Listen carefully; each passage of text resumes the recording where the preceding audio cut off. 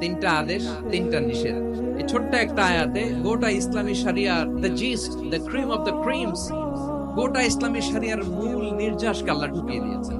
তিনটা আদেশ আর তিনটা নিষেধ। আসুন আমরা সরাসরি কোরআন থেকে শুনি, সবাই পড়ুন। আউযু বিল্লাহি মিনাশ শাইতানির রাজীম। বিসমিল্লাহির রাহমানির রাহিম। ইন্নাল্লাহা ইয়া'মুরু বিল আদলি ওয়াল ইহসানি ওয়া ইতাই যিল কুরবা ওয়া ইয়ানহা আনিল ফাহশাই ওয়াল মুনকারি ওয়াল বাগি ইয়া'iযুকুম লা'আল্লাকুম তাযাক্কারুন।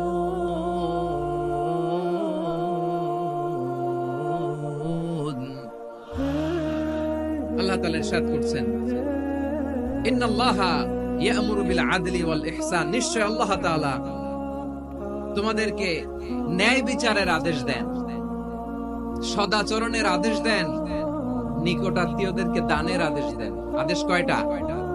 নিশ্চয় আল্লাহ তাআলা তোমাদেরকে ন্যায় বিচারের আদেশ দেন, সদাচরণের আদেশ দেন, তিনি তোমাদের নিকটাত্মীয়দেরকে দানের আদেশ দেন, আর তিনি তোমাদেরকে অশ্লীলতা থেকে নিষেধ করেন, মন্দ কাজ থেকে নিষেধ করেন, অবাধ্যতা সীমা লঙ্ঘন থেকে নিষেধ করেন।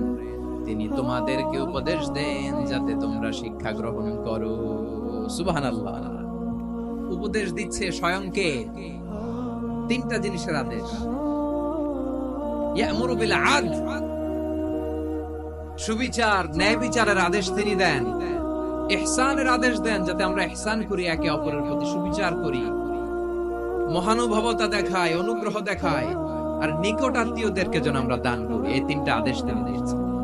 আর কোন তিনটা জিনিস থেকে তিনি বারণ করেছেন? অশ্লীলতা, ফাহশা, মুনকার, মানে সব মন্দ আর অসৎ কাজ, এগুলো থেকে তিনি আমাদেরকে বারণ করেন। ওয়াল বাগি, অবাধ্যতা, সীমা লঙ্ঘন, এই তিনটা কাজ থেকে তিনি আমাদেরকে বারণ করেন। তিনি আমাদেরকে উপদেশ দেন, স্বয়ং আল্লাহ তাআলা আমাদেরকে উপদেশ দেন যাতে করে আমরা শিক্ষা গ্রহণ করি। সুবহানাল্লাহ। আল্লাহ তাআলা প্রথমে আমাদেরকে আদেশ দিয়েছেন আদালের। ইন্নাল্লাহা ইয়া'মুরু বিল আদল। আওয়াজ করে বলুন আল আদল। আমরা উর্দু জানি, হিন্দি জানি, অনেকে ইংরেজিও জানি, কিন্তু আরবি শব্দগুলো আমাদের মুখ দিয়ে বেরোতে চায় না। আওয়াজ করে বলুন আল আদল। মাশাআল্লাহ। ইন্নাল্লাহা ইয়া'মুরু বিল আদল। আল্লাহ তাআলা আমাদেরকে আদলের আদেশ দেন।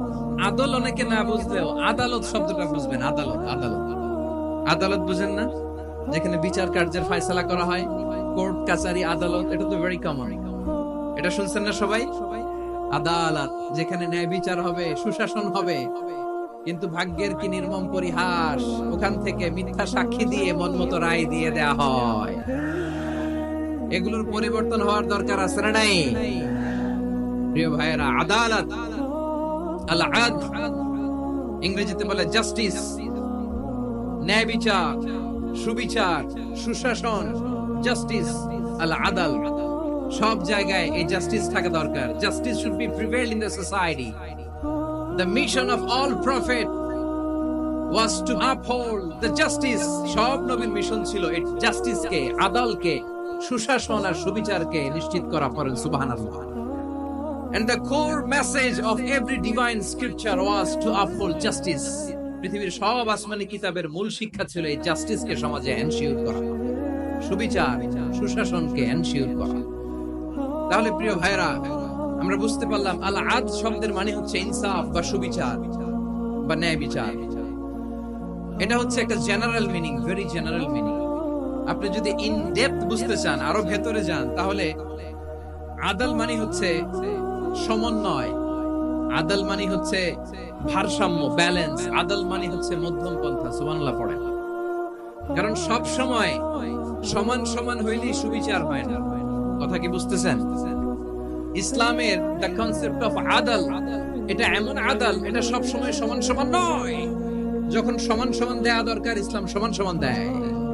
যখন ব্যালেন্স করা দরকার, চেক এন্ড ব্যালেন্স, সমন্বয়, ভারসাম্য করা দরকার, তখন ইসলাম ভারসাম্য করে দেয়। এটার নাম আদল। সুবহানাল্লাহ। সহজ করে আপনাদেরকে বুঝাই, যেমন ধরুন একটা পরিবারের 3 জন সদস্য, স্বামী, স্ত্রী আর সন্তান। তাদের সকালবেলার ব্রেকফাস্টে স্বামীর সকালের নাস্তায় স্বামীর 3টা রুটি লাগে, স্ত্রীর 2টা লাগে, আর সন্তানের 1টা রুটি লাগে। এখন আমি যদি সমান সমান করে আদল করতে চাই, সবাইকে যদি 3টা করে রুটি দেই, তাহলে স্বামী বেচারার জন্য ঠিক আছে, কি বলেন? কথা কি বুঝতেছেন না কষ্ট হয়ে যাচ্ছে? যদি সমান সমানের নিয়মে আগাই, তাহলে 3টা করে যদি রুটি দেই স্বামীর জন্য ওকে, কিন্তু স্ত্রীর জন্য 1টা বেশি হয়ে যায়। আর সন্তানের জন্য কয়টা বেশি হয়? আচ্ছা, এই তো বুঝতেছেন, মাশাআল্লাহ। আচ্ছা, 2টা করে যদি সবাই রে দেই সমান সমান নীতিতে, তাহলে স্ত্রীর জন্য, স্ত্রী বেচারির জন্য ঠিক আছে, কিন্তু স্বামীর কয়টা কম পড়ে? আর সন্তানের বেশি হয়ে যায় কয়টা? আচ্ছা, সমান সমান নীতিতে সবাইকে যদি সকালের নাস্তার জন্য 1টা করে রুটি দেই, সন্তানের জন্য ঠিক আছে, কিন্তু স্ত্রী বেচারির কম পড়ে কয়টা? স্বামীর কম পড়ে কয়টা? 2টা। কথা কি বুঝতেছেন? আর আমি যদি স্বামীকে দেই 3টা, স্ত্রীকে দেই 2টা, আর সন্তানকে দেই 1টা, তাহলে কারো অপচয় হবে না। যার যতটুকু দরকার ঠিক ততটুকুই কাজে লাগবে। চিল্লায় বলেন ঠিক কিনা?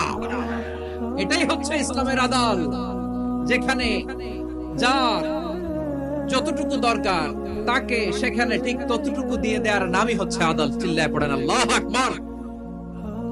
রব্বুল আলামিন বলেন, ইউসিকুমুল্লাহু ফি আওলাদিকুম লিযযাকারি মিসলু হাযযিল উনসায়াইন। আল্লাহ তোমাদেরকে ওসিয়ত করেন, তোমাদেরকে আদেশ দেন, উত্তরাধিকার সম্পদ যখন বন্টন হবে, ছেলেরা যতটুকু পাবে, মেয়ে পাবে তার অর্ধেক। সুবহানাল্লাহ বলেন।